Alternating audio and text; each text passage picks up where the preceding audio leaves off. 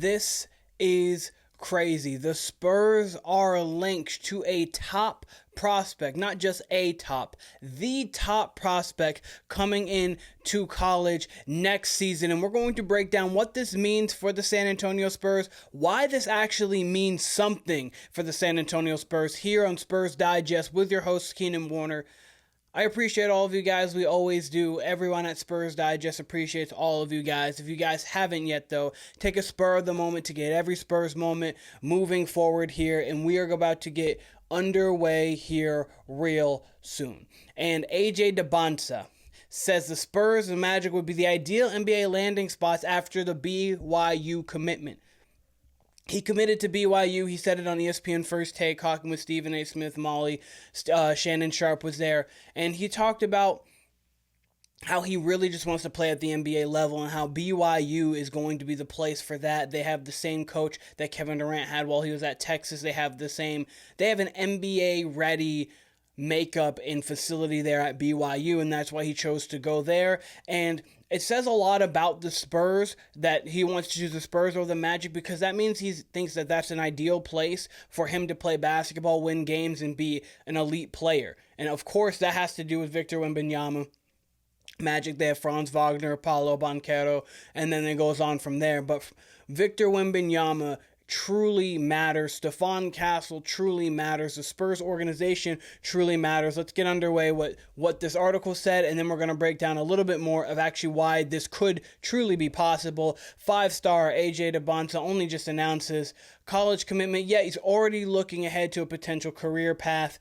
Number one overall recruit in the 24/7 Sports composite rankings. Confirmed Tuesday he's going to BYU. Said on First Take he'd like to land in Orlando or San Antonio. Takes his next step to the pros. A lot can change, of course, from now to the 2026 draft when he would be eligible.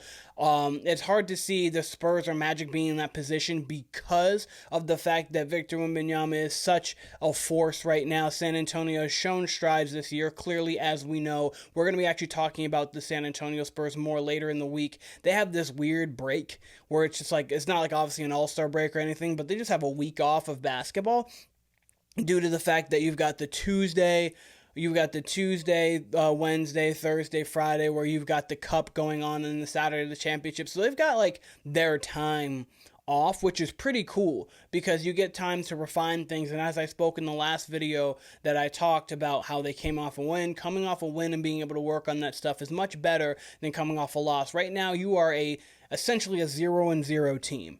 So 12-12, half game out of the final play-in spot, you get to kind of refine a lot and move forward into this. It would have been great to be in the play-in spot, to get in those meaningful games, to see how this team kind of works itself, but got some wins here, and they played well this season. So as long as Wemby stays healthy, 25-26, with the way this season's already going, next year looks like it's going to only be better. You're going to get a better Wembanyama, a better Castle, a healthy Vassell, possibly something big in this draft, depending on what Atlanta's pick looks like. I mean, obviously they're playing in the Emirates Cup, so they're doing something right over there in Atlanta. They obviously got young prospects. They've got a good prospect in Tre Jones. So it depends on what they do here, what we're going to get for a pick, and how the Spurs rest of the season looks. But 25-26, we are looking ahead, of course, and the Spurs do have a swaps to the rights with the Atlanta Hawks pick, which is going to be interesting to see what they do, because obviously, say they don't play all that well towards the back half of the season, they move off of Tre Jones, they feel like that would be the move. They could be playing for future reference. I understand that they have a 2026 first. They don't really have their 2026 first round pick because obviously we have the swap for it. But at the same time, you never know what the direction of the future is going to be for the Atlanta Hawks. That's going to be interesting to see. So they could put themselves in a position, and we have a bunch of draft capital, and we've got pieces. We may be able to make a move, and you never know. One injury could lead to something. We've seen, obviously, in the past, the Celtics 85-86, I believe. They ended up winning the championship. They got Len Bias. Rest in peace to Len Bias, the second pick in the draft. So you have situations where teams can still be really good, but also get a top pick, or you've got situations like the Warriors a few years back. Klay Thompson, obviously, after the 2019. Kevin Durant leaves. He goes to Brooklyn. Klay Thompson out with the ACL, and then he obviously got the Achilles. But Steph Curry breaks his hand, or his wrist rather, early on in that season. Draymond Green misses some time, and they have a top pick. They have a few top picks. They get Kuminga, they get Moody, could have taken LaMelo, would have probably been better for them. They got James Wiseman, which at the number 2 pick, instead of getting someone like LaMelo. But basically what that was a retool year for them. You never know what's going to happen. So having these picks could be something that could be great. And if he already wants to go there, that is something that's going to bode well even now, or maybe even in the future down the line. Obviously, this is years down the line, so we don't need to worry about that currently.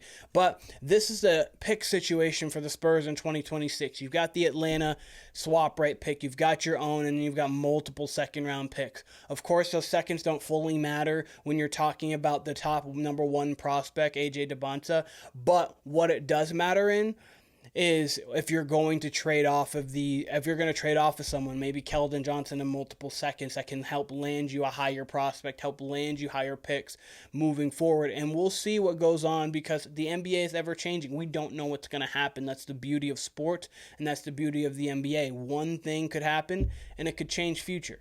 Obviously, the Steph Curry injuries, I reference the Warriors again, but the Steph Curry injuries from the ankle led to him getting a lesser contract. That lesser contract led to getting Draymond Green in the draft, you got Klay Thompson in the draft. You build that roster up, you get Harrison Barnes, another lottery pick in the draft. Draymond wasn't, but Harrison Barnes were.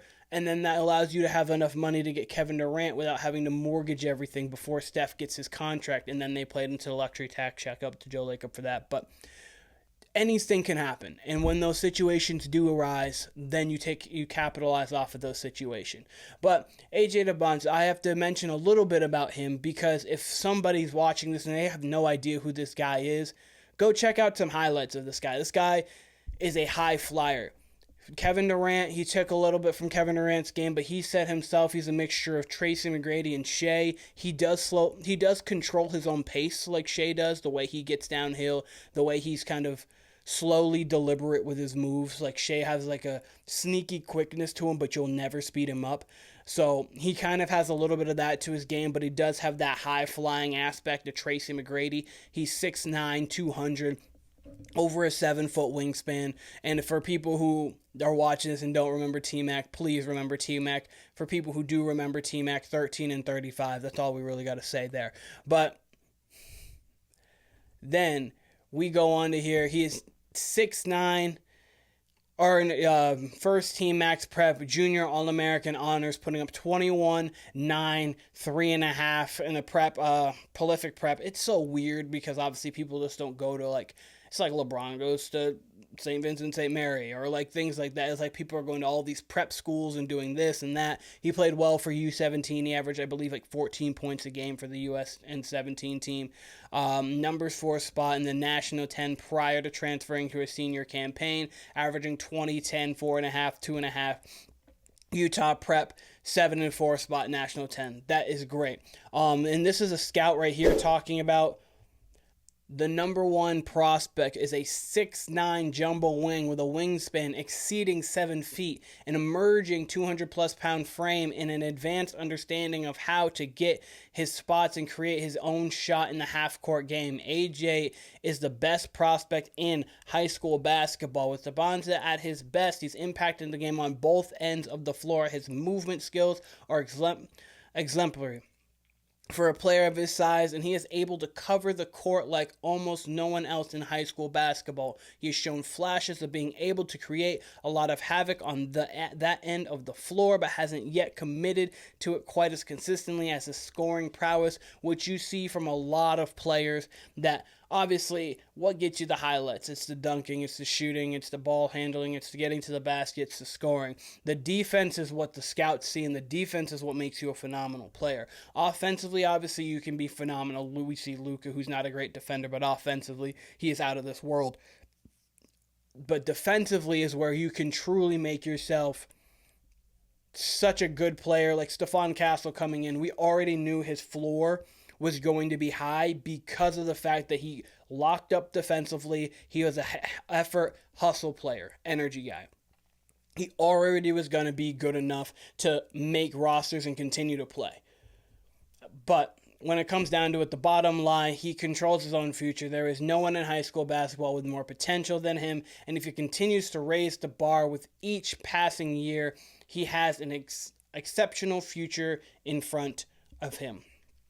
And he's interested in the Spurs. And that just, the thing that makes that so great is he's interested in the Spurs, and that talks to their commitment to excellence, their organizational prowess, their ability to want to be there, and the stars that they've gotten. Thank you, Victor Wembanyama. Thank you, Stephon Castle. We understand that the 22 and 60 years back-to-back aren't great, but you know what it is? It's building blocks for the future. You've got to go bad before you can go up. Every team goes through those moments, and we've had to go through ours, but you know what? We are coming back, and we're getting the right pieces, the right potential, and soon enough, we're going to be champions once again. But it's really cool that AJ Dybantsa talked about the San Antonio Spurs the way he did. How do you guys feel about that in the comments? Do you guys think that this is a little bit of nothing because of the fact that we might not have the draft capital to get him? Or do you think that it speaks more to the organization of the Spurs and how they are ran and how things are going in San Antonio? But let me know. This has been Spurs Digest with your host, Keenan Warner. I appreciate all of you guys, and I will be seeing all of you guys very soon.